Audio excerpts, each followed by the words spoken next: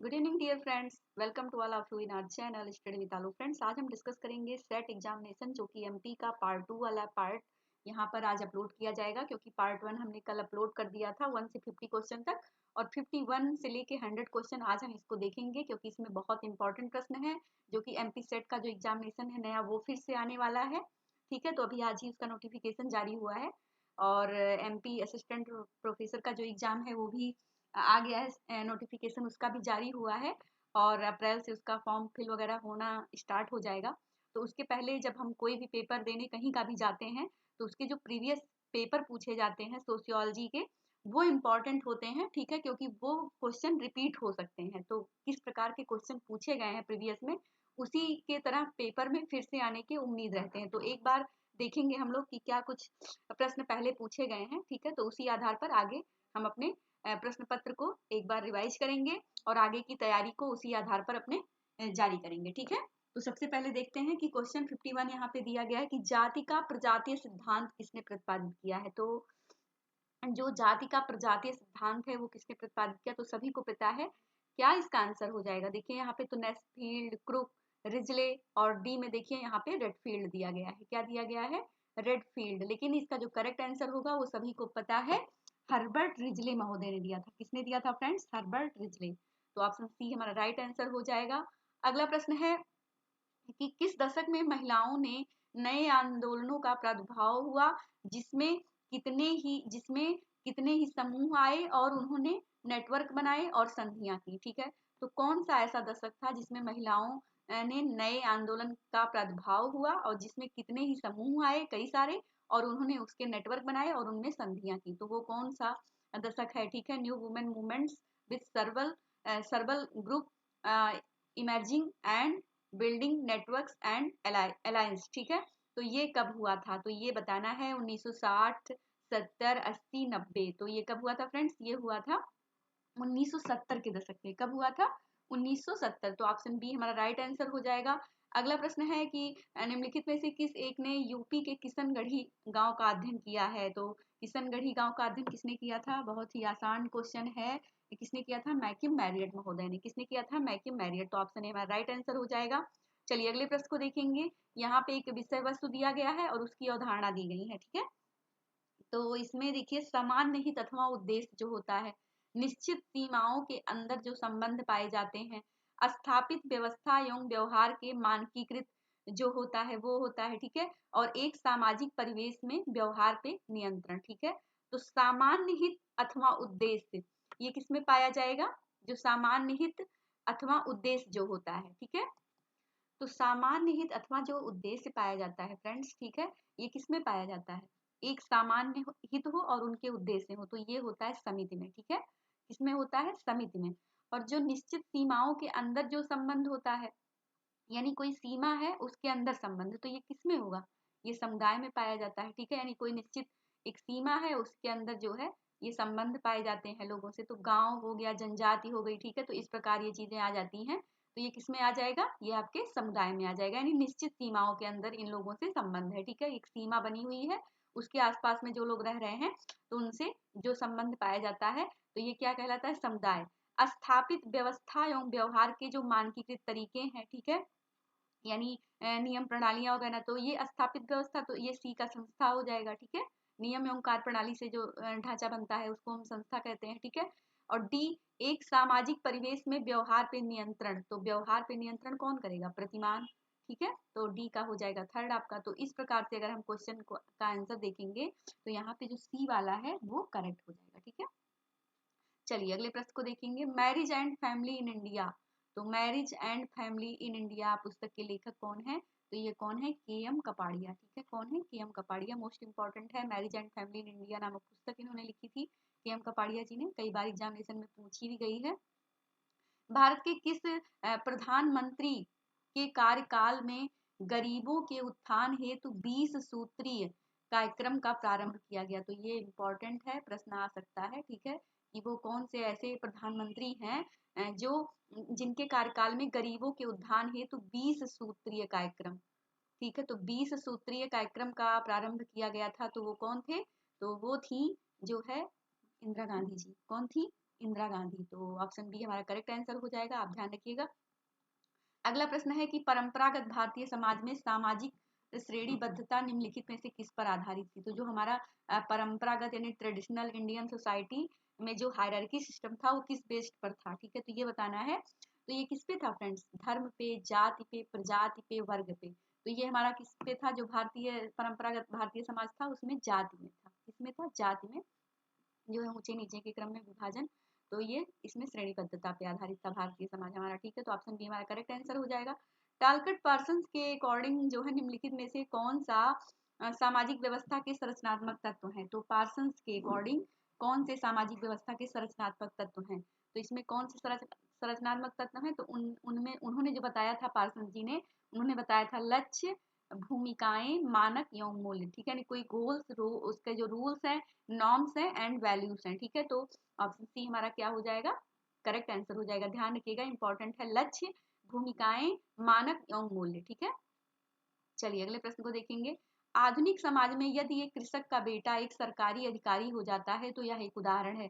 यानी जो हमारा जो मॉडर्न सोसाइटी है, ठीक है, मॉडर्न यानी आधुनिक समाज में यदि एक कोई कृषक है, ठीक है, एक कृषक का बेटा है और वो क्या हो गया, एक सरकारी अधिकारी हो जाता है, ठीक है, यानी देखिए इसकी स्थिति चेंज हो गई ना, तो कृषक था लेकिन उसका जो बेटा हुआ वो क्या हो गया, वो सरकारी अधिकारी हो जाता है। तो ये किस एक का उदाहरण है, क्षैतिज सामाजिक गतिशीलता, ऊर्ध्वमुखी, अधोमुखी और स्थानीय। तो फ्रेंड्स ये क्या हो गया, ये हो गया ऊर्ध्वमुखी, ठीक है, यानी अपवर्ड, अपवर्ड सोशल मोबिलिटी कही जाएगी इसको, ठीक है, यानी इसका ऊर्ध्वमुखी विकास हुआ ऊपर की तरफ, ठीक है। क्षैतिज में क्या होता है कि जैसे मान लीजिए कि ये क्वेश्चन उसमें पूछा जाता है, ध्यान है मुझे पीजीटी में आया था कि एक कोई अर्धकुशल व्यक्ति है, वो मान लीजिए कि अपने गांव में जो है वो कर रहा है, ठीक है, श्रमिक का कार्य कर रहा है, कारपेंटर जैसे लोग होते हैं ना, कारपेंटर का काम कर रहे हैं, वो गए मान लीजिए मुंबई दिल्ली में गए, वहां भी वो कारपेंटर का ही वर्क कर रहे हैं, सेम वर्क, तो वो क्या कहलाता है, वो क्षैतिज गतिशीलता होती है, यानी हॉरिजॉन्टल सोशल मोबिलिटी इसको कहते हैं, ठीक है। लेकिन जो एक व्यक्ति का जब पद ही चेंज हो गया, ठीक है, यानी उस जो पिता है वो कृषक है लेकिन उसका बेटा क्या हो गया, सरकारी अधिकारी हो गया, तो यानी पद ही चेंज हो गया ना, उसकी भूमिका ही चेंज हो गई, तो ये क्या हो जाएगा, ये ऊर्ध्वमुखी सामाजिक गतिशीलता यानी अपवर्ड सोशल मोबिलिटी कही जाती है। अधोमुखी सामाजिक गतिशीलता क्या कहलाएगी, डाउनवर्ड में, डाउनवर्ड में फ्रेंड्स जो व्यक्ति काम कर रहा है, जैसे मान लीजिए कि कोई काम कर रहा है, मान लीजिए कोई सरकारी नौकरी है या कोई भी चीज है वो कर रहा है, लेकिन उसका उस पद से उसको हटा दिया जाए, वो कोई छोटा मोटा काम करने लगे, ठीक है, यानी वो आके गांव पे फिर से किसानी वगैरह करने लगे, तो ये क्या हो जाएगा, ये उसका डाउनवर्ड सोशल मोबिलिटी कही जाएगी, यानी उसका नीचे की तरफ ऊर्ध्वमुखी सामाजिक गतिशीलता के लिए वो जिम्मेदार हो जाएगा, ठीक है।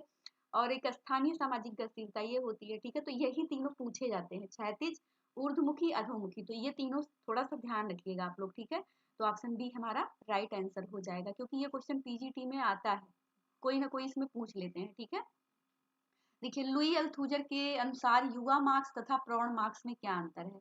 तो लुई अल्थूजर ने युवा मार्क्स और प्रौढ़ मार्क्स के बारे में बताया हुआ था, तो उन्होंने क्या बताया, ठीक है, ये बताना है, तो इम्पोर्टेंट प्रश्न है, तो उन्होंने क्या बताया, उन्होंने बताया कि एक प्रौढ़ के रूप में मार्क्स ने यह अनुभव किया कि गैर आर्थिक संस्थाओं में जैसे राज्य धर्म में भी क्या होती है, स्वायत्त भूमिका निर्वहन की क्षमता होती है, ठीक है, तो ऑप्शन सी हमारा करेक्ट हो जाएगा, यानी अल्थूजन ने बताया कि युवा मार्क्स और प्रौढ़ मार्क्स में क्या अंतर है, तो अल्थूजन ने बताया कि एक प्रौढ़ के रूप में यह अनुभव किया कि गैर आर्थिक संस्थाएं जैसे राज्य और धर्म में भी क्या होता है, स्वायत्त भूमिका निर्वहन की क्षमता पाई जाती है, तो अल्थूजन ने बताया हुआ है उनमें जो है अंतर, तो ये ध्यान रखिएगा, इंपॉर्टेंट प्रश्न बना हुआ है, तो ऑप्शन सी हमारा क्या हो जाएगा, करेक्ट आंसर हो जाएगा। अगला क्वेश्चन है कि अपने अनुसंधान में सहभागी अवलोकन विधि का प्रयोग कर किसने सैद्धांतिक उन्मेष को उद्विकासीय से प्रकारवाद की ओर परिवर्तित कर दिया। तो मोस्ट इंपॉर्टेंट है ये प्रश्न, हायर एजुकेशन का जो 47 का जो एग्जाम हुआ था उसमें भी ये क्वेश्चन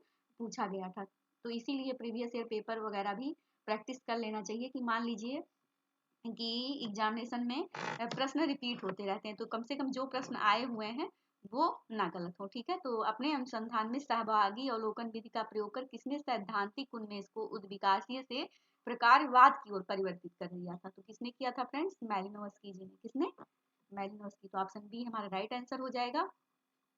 अगला प्रश्न है कि भारतीय में कृषक समाज के संदर्भ में मोड ऑफ प्रोडक्शन डिबेट का सर्वप्रथम सूत्रपात किसने किया।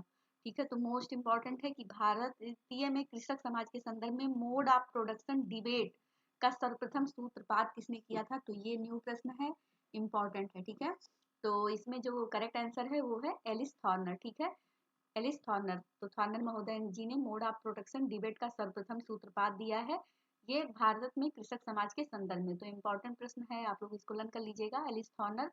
तो ऑप्शन सी हमारा राइट आंसर हो जाएगा। अगला प्रश्न है स्टिग्मा। स्टिग्मा शीर्षक से पुस्तक किसने लिखी है जिसमें विपथगामी तादाम्य की सामाजिक रचना का अन्वेषण किया गया। तो स्टिग्मा एसाइलम नामक पुस्तक किसने लिखी थी। ठीक है, बहुत इंपॉर्टेंट है, गॉफमैन के द्वारा लिखी गई पुस्तक है। ठीक है, तो स्टिग्मा शीर्षक से पुस्तक लिखी गई है जिसमें विपथगामी तादात्म्य की सामाजिक रचना का अन्वेषण किया गया है। ठीक है, तो एलन गॉफमैन।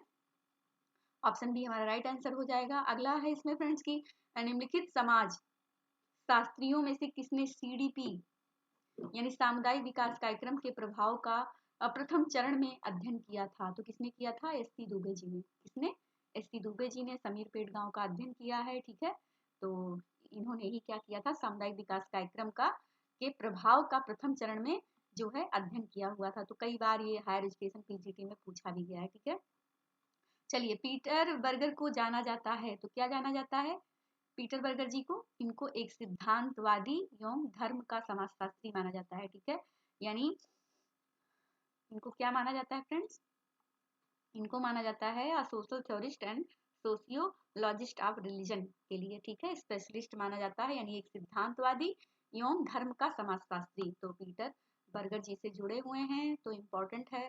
चलिए अगले प्रश्न को देखेंगे। यहाँ पे कथन दिया गया है और कारण। कथन में है कि ग्रामीण भारत में ग्रामीण से नगरीय प्रकार का सांस्कृतिक परिवर्तन हो रहा है। ठीक है, तो ग्रामीण भारत में क्या हो रहा है कि कोई देखिए ग्रामीण भारत में ग्रामीण से नगरीय प्रकार का सांस्कृतिक परिवर्तन हो रहा है। तो बिल्कुल हो रहा है। इसका कारण दिया गया कि विकास परियोजनाएं ग्रामीण जनसंख्या को उनके निवास के स्वाभाविक स्थानों से विस्थापित कर रही हैं। तो बिल्कुल सही बात है, यानी कथन भी सही है और कारण भी सही। तो ए आर दोनों सही है और ए आर की सही व्याख्या भी है। ठीक है, तो ऑप्शन ए हमारा राइट आंसर हो जाएगा। अगला है कि भारतीय समाजशास्त्रियों में से किसने उद्योग का एक सामाजिक व्यवस्था के रूप में अध्ययन किया। तो भारतीय समाजशास्त्रियों में से किसने उद्योग का एक सामाजिक व्यवस्था के रूप में अध्ययन किया है। तो किसने किया है भारतीय समाजशास्त्रियों में से उद्योग, यानी जो Indian sociologist has studies industry as a social system. ठीक है, तो ये किसने किया हुआ है, तो ये किया है एन.आर. सेठ। तो एक क्वेश्चन इनसे और पूछा गया था। ठीक है, तो वो भी था और ये भी इन्होंने किया हुआ है। ठीक है, कि भारत समाजशास्त्रियों में से किसने उद्योग का एक सामाजिक व्यवस्था के रूप में अध्ययन किया। तो मोस्ट इंपॉर्टेंट प्रश्न है, यहाँ पे मैं स्टार लगा दे रही हूँ, आप लोग इसको ध्यान से एक बार देख लीजिएगा। ठीक है, चलिए अगले प्रश्न को देखेंगे कि औद्योगिक व्यवस्था में निम्नलिखित में से कौन से सीमांत लाभ यानी फ्रिंज बेनिफिट्स कहलाते हैं। ठीक है, तो फ्रिंज बेनिफिट्स कहलाते हैं वो क्या हैं, तो वो कहलाते हैं फ्रेंड्स बी वाले। ठीक है, यानी चिकित्सीय लाभ और कैंटीन लाभ और शैक्षणिक लाभ। ठीक है, तो इनको क्या कहा जाता है, इनको फ्रिंज जो है बेनिफिट्स के रूप में जाना जाता है औद्योगिक व्यवस्था में। ठीक है, तो ऑप्शन डी हमारा करेक्ट आंसर हो जाएगा। अगला प्रश्न है, यहाँ पे देखिए कुछ जो है लेखक हैं और उनकी कृतियां हैं। ठीक है, पद्धत, तो इसको देखना है। तो इसमें फ्रेंड्स देखिए लेखक दिए गए हैं एजी फ्रैंक। तो एजी फ्रैंक ने किस सिद्धांत को दिया था, तो इन्होंने दिया था फ्रेंड्स केंद्र परिधि अनुचर, यानी केंद्र परिधि अनुचर पद्धति, यानी सेंटर पेरीफेरी सैटेलाइट अप्रोच। ठीक है, तो ये बहुत इंपॉर्टेंट है, यानी ए का हो जाएगा 2। ठीक है, तो ए का 2 हो जाएगा।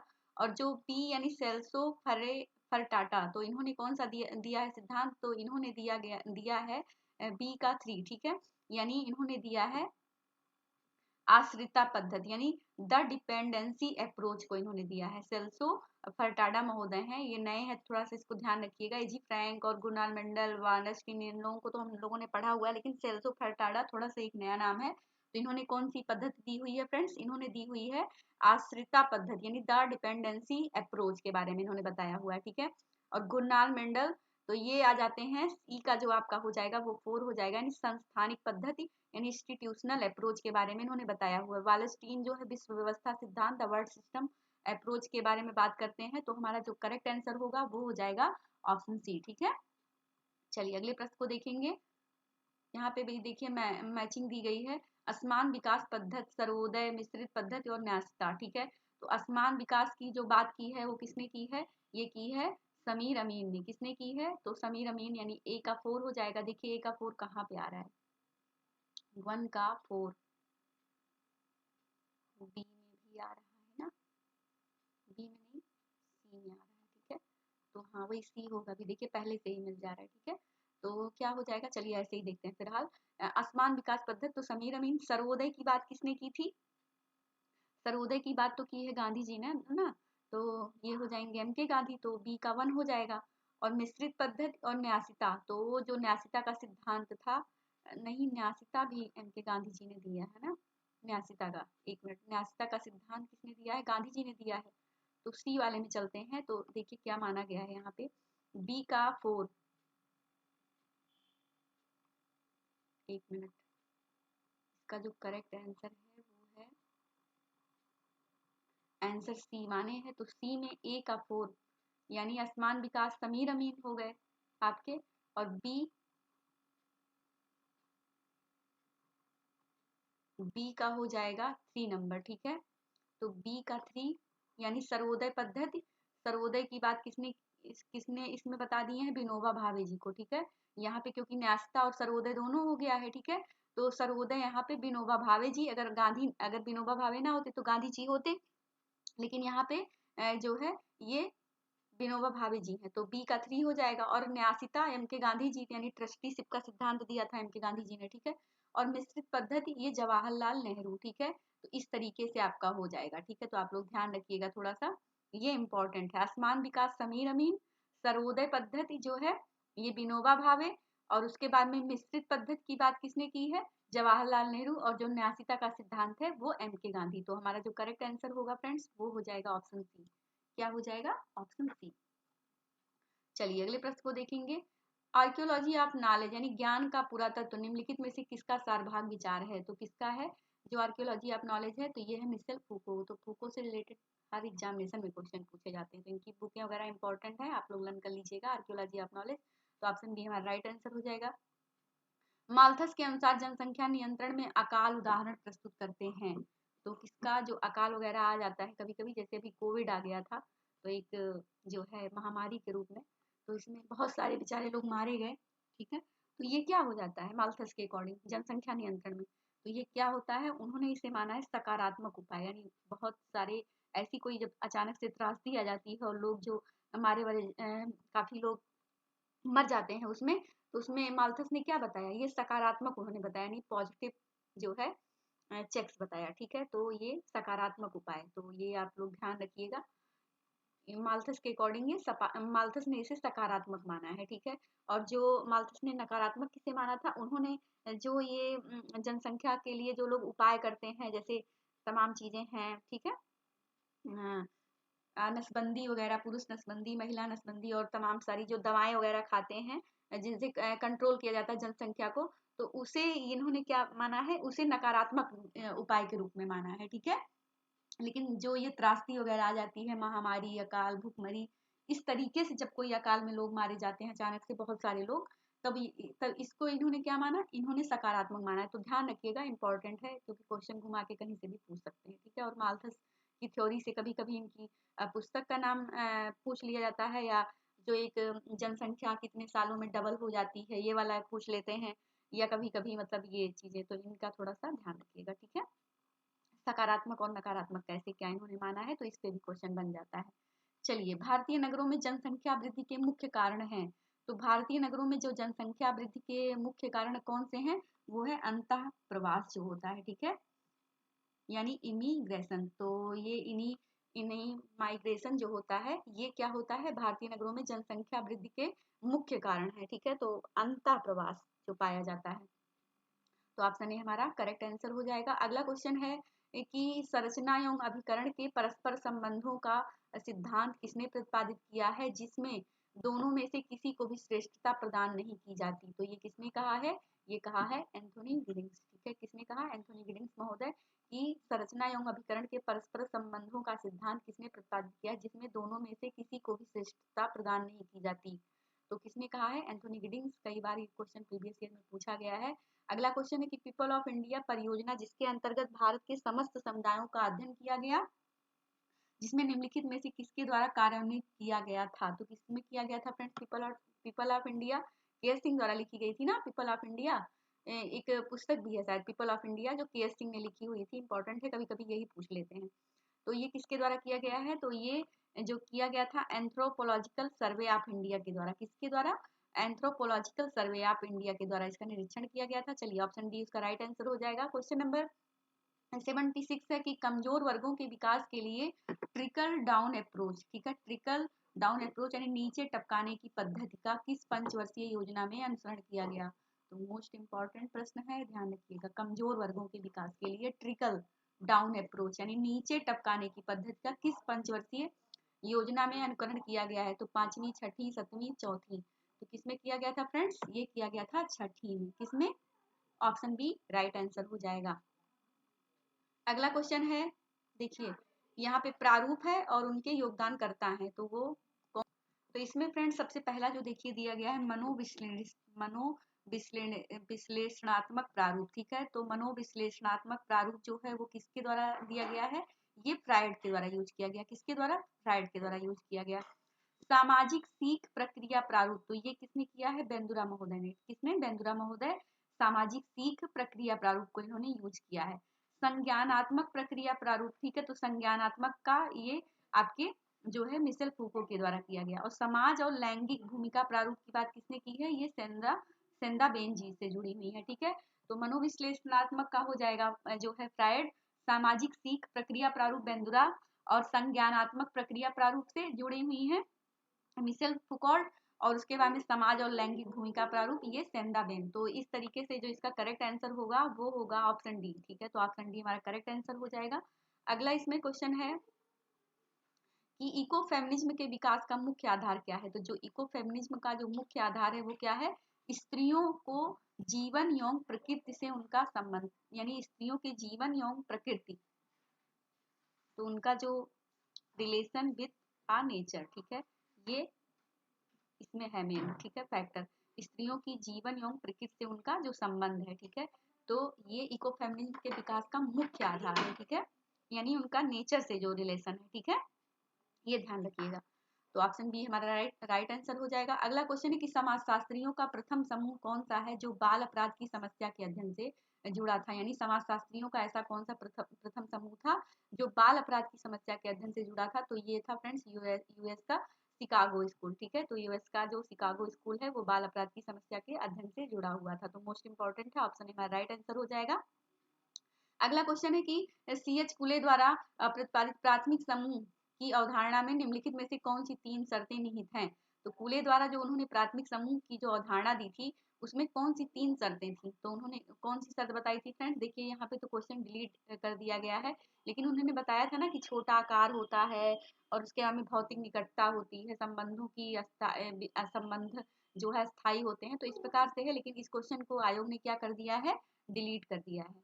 क्या कर दिया है? डिलीट कर दिया इस क्वेश्चन को। ठीक है, चलिए अगले क्वेश्चन को देखेंगे। निम्नलिखित जनजातियों में से किस एक में बहुपद विवाह की प्रथा पाई जाती है। तो कौन सी है जो बहुपद विवाह की प्रथा पाई जाती है? तो बहुपद विवाह पाया जाता है फ्रेंड्स ये आपके जौनसारी बाबर जो जनजातियां हैं। ठीक है, तो ऑप्शन डी हमारा करेक्ट आंसर हो जाएगा, जौनसारी बाबर। तो ऑप्शन डी हमारा राइट आंसर होगा। पहली खुली कारागार निम्नलिखित में से किस राज्य में स्थापित की गई। ठीक है, तो पहली खुली जो कारागार यानी जो ओपन जेल थी, यानी फर्स्ट ओपन जेल जो है वो कहाँ पे किस स्टेट में पाई जाती है। तो पहली खुली कारागार किस राज्य में स्थापित की गई, ये पीजीटी एग्जामिनेशन में भी पूछा गया क्वेश्चन है। ठीक है, तो वो कहाँ पे फ्रेंड्स पाई जाती है? उत्तर प्रदेश में। कहाँ पे? उत्तर प्रदेश में। तो ऑप्शन सी हमारा राइट आंसर हो जाएगा। अगला क्वेश्चन है कि सामाजिकरण का यह सिद्धांत प्रतिपादित किया कि जो स्व की अवधारणा एवं सामाजिक अस्मिता पर केंद्रित है। ठीक है, तो सामाजिकरण का यह सिद्धांत प्रतिपादित किया जो स्व की, ठीक है, यानी सोशलाइजेशन थ्योरी में जो कॉन्सेप्ट है स्व की अवधारणा एवं सामाजिक अस्मिता, ठीक है। तो सेल्फ कॉन्सेप्ट में जो सोशल आइडेंटिटी है, ठीक है, यानी सामाजिक अस्मिता पर केंद्रित है। तो ये किसने किया है फ्रेंड्स स्व की अवधारणा? तो ये किया है जीएच मीड महोदय, ठीक है, जीएच मीड की ये अवधारणा है, ठीक है। तो ऑप्शन बी हमारा राइट आंसर हो जाएगा। सामाजिक स्त्रीकरण का प्रकार्यात्मक सिद्धांत किसने प्रतिपादित किया? तो सामाजिक स्त्रीकरण का जो प्रकारात्मक सिद्धांत है किसने दिया है? ये दिया है किंग्सले डेविस, ठीक है। किंग्सले डेविस मूर का नाम इसमें आता है, तो किंग्सले डेविस ऑप्शन सी हमारा राइट आंसर हो जाएगा। अगला क्वेश्चन है कि सामाजिक विभेदीकरण को विकास की कसौटी किसने माना? तो जो सामाजिक स्तरीकरण है, सामाजिक विभेदीकरण को विकास की कसौटी किसने माना है? तो ये माना है फ्रेंड्स स्पेंसर और इमाइल दुर्खीम ने। किसने? स्पेंसर और दुर्खाइम जी का नाम, यानी दोनों लोग हैं इसमें, तो दुर्खीम और स्पेंसर का नाम जुड़ा है। तो ऑप्शन सी हमारा राइट आंसर हो जाएगा। देखिए यहाँ पे कुछ मूवमेंट दिए गए हैं, ये नेट वगैरह में भी ये वाले आंदोलन पूछे जाते हैं, मोस्ट इंपॉर्टेंट हायर वगैरह में, तो आप लोग इसको एक बार अच्छे से देख लीजिएगा, ठीक है। चिपको आंदोलन, नक्सलवादी, नर्मदा गंगा बचाओ आंदोलन इत्यादि। तो इसमें देखिए चिपको आंदोलन से कौन जुड़ी हुई है? तो चिपको आंदोलन से सुंदरलाल बहुगुणा जी जुड़ी हुई है, ठीक है। कौन जुड़ी है? सुंदरलाल बहुगुणा। तो ऑप्शन ए का थर्ड सही हो जाएगा। और जो नक्सलवाड़ी आंदोलन है फ्रेंड्स, इससे कौन जुड़ी हुई है? नक्सलवाड़ी आंदोलन, तो बी का आपका हो जाएगा, बी का वन हो जाएगा। नक्सलवाड़ी आंदोलन से चारू मजूमदार जी जुड़ी हुई है, ठीक है। और नर्मदा बचाओ आंदोलन, ठीक है, तो नर्मदा बचाओ आंदोलन ये किससे रिलेटेड हो जाएगा आपका? सी का सेकंड हो जाएगा, ठीक है। तो नर्मदा बचाओ सी का सेकंड यानी मेधा पाटेकर। और गंगा बचाओ, तो गंगा बचाओ आंदोलन ये आपका डी का हो जाएगा फोर, यानी जीडी अग्रवाल जी, ठीक है। तो ऑप्शन हमारा जो करेक्ट होगा वो होगा ऑप्शन सी। क्या हो जाएगा? ऑप्शन सी हमारा करेक्ट आंसर हो जाएगा। चलिए अगले प्रश्न को देखेंगे। सामाजिक संरचना को एक विधि एवं वास्तविकता दोनों किसने माना है? तो किसने माना है फ्रेंड्स? लेवी स्ट्रास महोदय जी ने। किसने? ये अच्छा, सामाजिक संरचना को एक विधि एवं वास्तविकता दोनों किसने माना है, ठीक है। तो ऑप्शन सी यानी रेडक्लिफ ब्राउन जी मानते हैं, ठीक है। वो जो एक अलग चीज आती है, एक परिभाषा है लेवी स्ट्रास की, वो मुझे ध्यान आ रही थी, क्योंकि कंफ्यूजन वहीं पे होता है जहाँ पे थोड़ा सा एक संदेह होता है, ठीक है। तो यानी सामाजिक संरचना को एक विधि एवं वास्तविकता दोनों किसने माना, ठीक है। क्योंकि वो परिभाषा पूछ लेते हैं कि सामाजिक संरचना एक विधि है ना कि यथार्थ। तो ये जब वाला आता है तो लेवी स्ट्रास हो जाता है, लेकिन सेम ऐसे ही है। लेकिन यहाँ पे पूछ रहे हैं कि सामाजिक संरचना को एक विधि यानी social structure as a method and reality, तो ये बताना है कि तो किसने माना कि विधि भी माना और उसके बाद में वास्तविकता भी माना। तो ये कौन मानेंगे आपके? ये मानेंगे फ्रेंड्स यहाँ पे रेडक्लिफ ब्राउन, ठीक है। तो ऑप्शन सी जो है ये करेक्ट आंसर हो जाएगा, यानी रेडक्लिफ ब्राउन जी मानते हैं, ठीक है। चलिए अगले प्रश्न को देखेंगे कि प्रकारवाद को बिना संरचना को मानते हुए किसने प्रतिपादित किया? तो प्रकारवाद को बिना संरचना के मानते हुए किसने प्रतिपादित किया? तो ये किसने माना है? मैलिनोवस्की, ठीक है। चलिए अगले प्रश्न को देखेंगे। तार्किक एवं अतार्किक क्रियाओं में अंतर किसने किया है? तो किसने किया है? पेरेटो, विल्फ्रेड पेरेटो ने किया है तार्किक एवं अतार्किक क्रियाओं में अंतर। तो ऑप्शन सी हमारा करेक्ट आंसर हो जाएगा। अगला क्वेश्चन है कि प्रतीकात्मक अंतः क्रियावाद, प्रतीकात्मक अंतः क्रियावाद में तीन तर्क वाक्यों आधार वाक्यों में से निम्न में से किस एक से सम्मिलित किया गया? तो किसे किया गया प्रतीकात्मक अंतः क्रियावाद में तीन तर्क वाक्य? ये बताना है कि निम्न में से किस एक से सम्मिलित है। तो ये किसने कहा है? तो ये कहा है जो है हर्बर्ट ब्लूमर। तो ऑप्शन बी हमारा राइट आंसर हो जाएगा। अगला क्वेश्चन है कि भारत के पूर्ववर्ती समाजशास्त्रियों में से किसने सामाजिक वास्तविकता को समझने हेतु धरातलीय आनुभविकतावाद का तर्क दिया, ठीक है। तो ये बहुत इंपॉर्टेंट है कि जो भारत के पूर्ववर्ती समाजशास्त्रियों में से किसने सामाजिक वास्तविकता को समझने हेतु धरातलीय अनुभविकतावाद का तर्क दिया, ठीक है। तो ये किसने दिया था फ्रेंड्स? ये दिया था जीएस घुरिये महोदय जी। किसने? जीएस घुरिये। तो ऑप्शन बी हमारा करेक्ट आंसर हो जाएगा। अगला क्वेश्चन है कि आत्मनिष्ठता को मानते हुए सामाजिक अनुसंधान में वस्तुनिष्ठ बनाए रखने का तरीका किसने सुझाया? तो बहुत इंपॉर्टेंट है, किसने सुझाया था कि आत्मनिष्ठता को मानते हुए सामाजिक अनुसंधान में वस्तुनिष्ठ बनाए रखने का तरीका किसने बताया है, ठीक है। तो ये किसने बताया है? Max weber. ऑप्शन सी हमारा करेक्ट आंसर हो जाएगा। चलिए अगले क्वेश्चन को देखेंगे कि निम्न में से किस एक में आदर्श प्रारूप के अध्ययन पद्धति के रूप में किसने चुना? तो ये भी मैक्स वेबर। ऑप्शन सी हमारा करेक्ट आंसर हो जाएगा, ठीक है।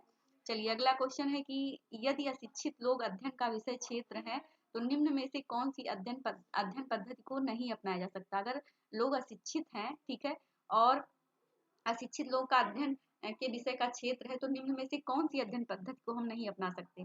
तो सहभागी अवलोकन कर सकते हैं, सहभागी अवलोकन, साक्षात्कार और डाक द्वारा भेजी गई जो प्रश्नावली। तो अभी हमने बताया था फ्रेंड्स, जब ऊपर एमपी असिस्टेंट प्रोफेसर वाला जो वहाँ पे बताए थे कि प्रश्नावली जो भेजी जाती है प्रश्नों की सूची, जैसे मान लीजिए हमको यहाँ से हम अध्ययन कर रहे हैं, ठीक है, अपना रिसर्च, लेकिन हमें अब मुंबई से डाटा मंगवाना है, डॉक द्वारा हम भेजेंगे उसको और वहां से मंगवाएंगे, तो वहां पे तो प्रश्नों को पढ़ना होगा, लिखना होगा और उन्हें वही लोग भेज पाएंगे जो पढ़े लिखे होंगे, ठीक है। तो ये अगर अनपढ़ लोग हैं तो कैसे इसका रिप्लाई कर पाएंगे, ठीक है। तो यही ऑप्शन डी हमारा क्या हो जाएगा कि डाक द्वारा जो भेजी गई प्रश्नावली है इसको वो लोग नहीं कर पाएंगे, ठीक है। सहभागी अवलोकन हम कर सकते हैं, यानी सहभागी अवलोकन, पार्टिसिपेंट ऑब्जर्वेशन, यानी हम लोग मिल करके क्या होता है, जैसे जीएस घुरिया वगैरह गए थे ना, अपना अध्ययन किए थे, समीर पेट का इन्होंने किया हुआ था, ठीक है, एस.सी. दुबे जी ने। तो ऐसे सहभागी अवलोकन इन लोगों ने किया था। असहभागी अवलोकन यानी जो है भाग ना लेकर के साथ लगे रहना, ठीक है। साक्षात्कार जो इंटरव्यू होता है ये भी अपना एक दूसरे से आप डायरेक्टली पूछ सकते हैं, ठीक है, तो इसमें भी हो जाता है। लेकिन जो ये जो क्वेश्चन आयर है मेल के द्वारा जो भेजा जाता है, ये पढ़े लिखे लोग ही इसको अप्लाई कर सकते हैं। तो ऑप्शन डी हमारा करेक्ट आंसर हो जाएगा। चलिए अगले प्रश्न को देखेंगे। विंडोज इन इंडिया अध्ययन नारीवादी उपागम किसने दिया है? तो विडोज इन इंडिया, ठीक है, विडोज यानी विडोज इन इंडिया अध्ययन नारीवादी उपागम किसने दिया है, ठीक है। तो ये बताना है, जो विडोहुड महिलाएं होती हैं, widows in India from a feminist perspective, ठीक है, तो ये किसने स्टडी की हुई है इस पे? तो ये इसमें जो फ्रेंड्स नाम आता है मार्था आर्टर चेन जी का, ठीक है, मार्था आर्टर चेन जी इससे जुड़ी हुई है। ये नेट में पूछ लेता है कि लीला दुबे किससे रिलेटेड है, बीना दास जो है किससे रिलेटेड है, ठीक है, और चिनोएम, तो ये सब नाम आता है, मार्था आर्टर चेन जी, ठीक है, तो ये सब लोग हैं, इंपॉर्टेंट है, इन सब के बारे में नेट ने पूछा हुआ है क्वेश्चन, ठीक है, वो भी मैचिंग में दे देता है कि लीला दुबे किससे हैं, ठीक है, और ये सब सारी चीजें हैं। तो ऑप्शन डी हमारा करेक्ट आंसर हो जाएगा। अगला क्वेश्चन है कि मार्क्सवाद के अंतर्गत किसने मानववादी एवं हिगलवादी आंदोलनों का विरोध किया था? तो मार्क्सवाद के अंतर्गत किसने किया था? तो ये किया था अल्थुजन ने। किसने? लुइस अल्थुजन महोदय ने मार्क्सवाद के अंतर्गत मानववादी एवं हिगलवादी आंदोलन का इन्होंने विरोध किया था। तो ऑप्शन बी हमारा राइट आंसर हो जाएगा। क्वेश्चन नंबर 97 है कि किसने सामाजिक वैज्ञानिक बहस को एक खुले क्षेत्र प्रवचन के रूप में पुनः स्थापित किया? तो कौन सा ऐसा था जिसने सामाजिक वैज्ञानिक बहस को एक खुले क्षेत्र प्रवचन के रूप में पुनः स्थापित किया, ठीक है, तो ये किसने किया था? Jurgen Habermas. तो ऑप्शन सी हमारा करेक्ट आंसर हो जाएगा, ऑप्शन सी, ठीक है, ऑप्शन सी, यानी इन्होंने वैज्ञानिक बहस को एक खुले क्षेत्र प्रवचन के रूप में पुनः स्थापित किया है, ठीक है। तो ओपन डिस्कोर्स, देखिए यहाँ पे थोड़ा सा इंग्लिश देख लेंगे, ओपन डिस्कोर्स इन्होंने किया हुआ था, जुर्गन हैबरमास, ठीक है, तो ऑप्शन सी हमारा राइट आंसर हो जाएगा। चलिए अगले क्वेश्चन को देखेंगे। विकास के सामाजिक सामर्थ्य प्रारूप, तो विकास के सामाजिक सामर्थ्य प्रारूप को किसने प्रतिपादित किया? Social capability model. तो social capability model of development में किसने बताया हुआ है सामाजिक सामर्थ्य प्रारूप को? तो महात्मा गांधी, अमर्त्य सेन, महबूब उल हक, एजी फ्रैंक। तो किसने बताया था फ्रेंड्स सामाजिक सामर्थ्य प्रारूप विकास का? तो ये बताया था अमर्त्य सेन जी ने। किसने? अमर्त्य सेन। तो ऑप्शन बी हमारा राइट आंसर हो जाएगा। क्वेश्चन नंबर 99 है कि किसने कहा है कि सामूहिक विवेक की 4 आयाम जो है, इसमें आकार, तीव्रता, कठोरता एवं संतोष भिन्नता। तो ये ध्यान रखिएगा कि किसने कहा है कि सामूहिक विवेक, जो सामूहिक विवेक की 4 आयाम जो होते हैं, इसमें आकार, तीव्रता, कठोरता एवं संतोष भिन्नता की जा सकती है। तो ये किसने बताया है? ये बताया है आपके ऑप्शन सी यानी एंथोनी गिडिंग्स। तो ये एकदम इम्पोर्टेंट है, नया प्रश्न है, बन सकता है, ठीक है, ये रिपीट हो सकता है, ठीक है, क्योंकि इस प्रकार से पीजीटी में पिछली बार योगेंद्र सिंह वगैरह का क्वेश्चन पूछा था, ठीक है, थोड़ा सा चार चार करके कि क्या है क्या नहीं है। तो ऑप्शन सी हमारा एंथोनी गिडिंग्स, यानी इन्होंने सामूहिक विवेक की 4 आयाम बताए, आकार, तीव्रता, कठोरता और संतोष भिन्नता किया जा सकता है, ठीक है, तो ऑप्शन सी हमारा राइट आंसर हो जाएगा। लास्ट क्वेश्चन है ये सेट एग्जामिनेशन का कि मानव विकास के परिप्रेक्ष्य में यह किसका निष्कर्ष है कि दक्षिण एशियाई महिलाओं ने गैर आनुपातिक तौर पर मानव वंचन को वहन किया है। तो मानव विकास का जो परिप्रेक्ष्य है, ठीक है, ह्यूमन डेवलपमेंट के परिप्रेक्ष्य में यह किसका निष्कर्ष है कि दक्षिण एशियाई महिलाओं ने गैर आनुपातिक तौर पर मानव वंचन को वहन किया। तो महमूब उल हक, अमर्त्य सेन, गुरनार मिल्टन, नीरा देसाई। तो ये किसने माना? तो मानव विकास सूचकांक के लिए जब क्वेश्चन आता है तो सर्वप्रथम तो ये महमूब उल हक का नाम आता है उसमें, ठीक है, कई बार नेट वगैरह में आया हुआ है प्रश्न प्रीवियस ईयर में।